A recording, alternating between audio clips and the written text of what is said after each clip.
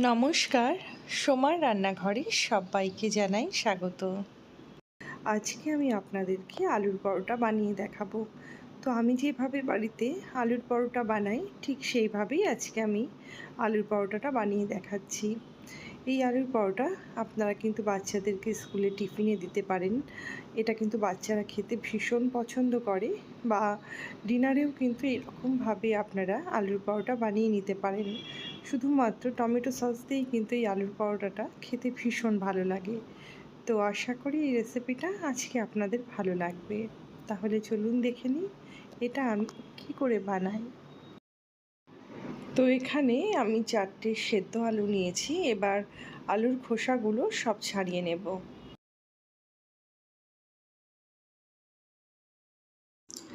তো এদিকে আলুর খোসাগুলো সব ছাড়ানো হয়ে গেছে। এবার কড়াইয়ের মধ্যে দিয়ে দেব 2 চামচ সর্ষের তেল।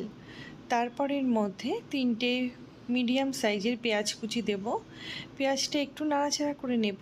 তারপর এর মধ্যে 4টে কাঁচা লঙ্কা কুচি দেব, আর দেব সামান্য পরিমাণ লবণ। দিয়ে পেঁয়াজটা একটু বেশ লাল লাল করে ভেজে নেব। দেখেই বুঝতে পারছেন পেঁয়াজটা বেশ লাল লাল করে ভাজা হয়ে গেছে। এবার এর মধ্যে সেদ্ধ আলুগুলো এইভাবে হাত দিয়ে ম্যাশ করে দিয়ে দেব। আলুর মধ্যে যদি কোনো গোটা থাকে কোনো অসুবিধা নেই, আলুটা যখন কষাবো তখন গোটাগুলো ম্যাশ হয়ে যাবে।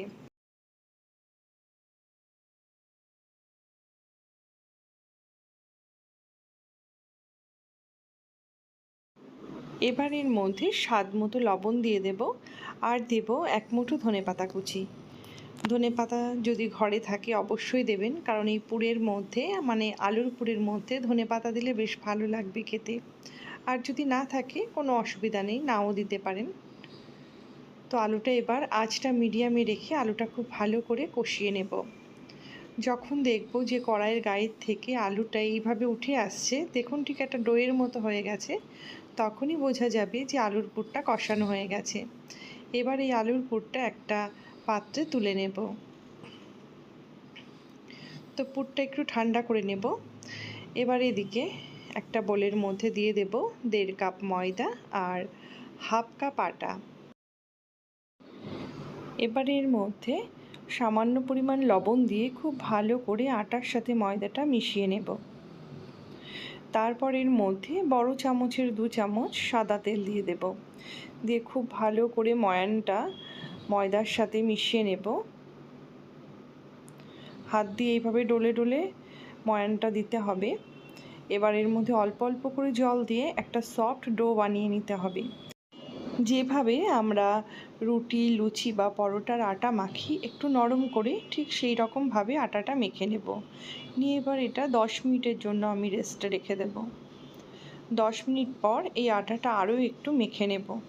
এটা কিন্তু বেশ আরও একটু নরম হয়ে গিয়েছে। এবারের থেকে বড় বড় করে লেচি কেটে নেব। যেভাবে আমরা রুটি করার সময় বড় বড় লেচি কাটি, ঠিক সেই রকম বড় বড় করেই কিন্তু এখানে লেচিগুলো কেটে নিতে হবে, কারণ আলুর পরোটাগুলো কিন্তু একটু বেশ বড় বড় হবে। একটু বড় বড় হলে বেশ ভালো লাগে। তো এখানে লেচিগুলো সব কাটা হয়ে গেছে। এবার এগুলো হাত দিয়ে একটু গোল শেপ করে নেব। দেখুন ঠিক এই রকম। এবার হাত দিয়ে এইভাবে চেপে চেপে একটা বাটির শেপ দিয়ে নেব। যেভাবে আমরা পুলি পিঠে বানাই ঠিক সেই রকমভাবে বড় বড় বাটি করে নেব। এবার এর মধ্যে বেশ খানিকটা করে পুর নিয়ে পুরগুলো একটু গোল শেপ করে নেব। তারপর এই বাটির মধ্যে দিয়ে মুখটা দুপাশ দিয়ে মুড়ে দেব। দেখেই বুঝতে পারছেন আমি কিভাবে করছি। এইভাবে চারিদিক থেকে একটু মুড়ে নেব। তো এখানে এটা হয়ে গেছে। এইভাবে বাকিগুলো আমি করে নেব। তো বাকি পুরগুলো সব ভরে নিয়েছি। এবার এটা একটু ঢেকে রাখবো, কারণ এটা আলগা রাখবেন না, আলগা রাখলে ওপর থেকে একটু শক্ত হয়ে যাবে। এবার অল্প একটু তেল দিয়ে এইভাবে লেচিটা দিয়ে একটু চেপে চেপে চারিদিকে একটু সমান করে নেব। তারপরে রুটিবেলা যে বেলুনগুলো থাকে সেই বেলুন দিয়ে এইভাবে হালকা হাতে একটু চেপে চেপে লুচির মতো বানিয়ে নেব।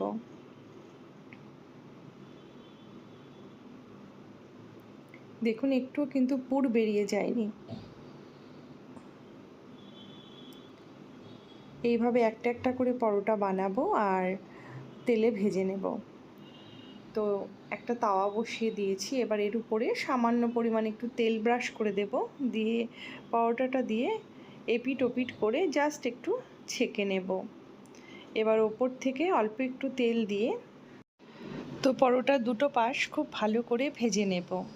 তো এই পরোটা ভাজতে কিন্তু বেশি তেল লাগে না, অল্প তেলেই কিন্তু পরোটাগুলো ভাজা হয়ে যায়। তো দেখুন এই পরোটাগুলো কিন্তু পুরো লুচির মতো ফুলে উঠেছে। তো এই পরোটাগুলো খেতে কিন্তু কোনো রকম তরকারি লাগে না, যেহেতু এই পরোটার মধ্যে আলুর পুর দেওয়া থাকে। তো শুধুমাত্র টমেটো সস বা রায়তা বা আচার দিয়েই কিন্তু এই পরোটাগুলো খেতে বেশি ভালো লাগে। তো আপনারা কিন্তু এইরকমভাবে পরোটা বানিয়ে বাচ্চাদেরকে স্কুলে টিফিনে দিতে পারেন। বাচ্চারা কিন্তু এটা খেতে ভীষণ পছন্দ করে, বা এটা আপনারা ডিনারেও কিন্তু বানিয়ে নিতে পারেন। তো এইভাবে বাকি পরোটাগুলো ভেজে নেব। তো তাহলে দেখুন তৈরি হয়ে গেল আলুর পরোটা। এই রেসিপিটা যদি আপনাদের ভালো লেগে থাকে তাহলে বাড়িতে একবার ট্রাই করে দেখবেন। ভালো লাগলে একটা লাইক করবেন, শেয়ার করবেন, কমেন্টস করবেন এবং আমার নিত্য নতুন রেসিপি পাওয়ার জন্য আমার চ্যানেলটিকে সাবস্ক্রাইব করে রাখবেন আর পাশের বেল বাটনটি ক্লিক করবেন। তাহলে আমার পাঠানো নোটিফিকেশান সবার আগে আপনার কাছে পৌঁছে যাবে। আমার রান্নাটা দেখার জন্য আপনাকে অসংখ্য ধন্যবাদ।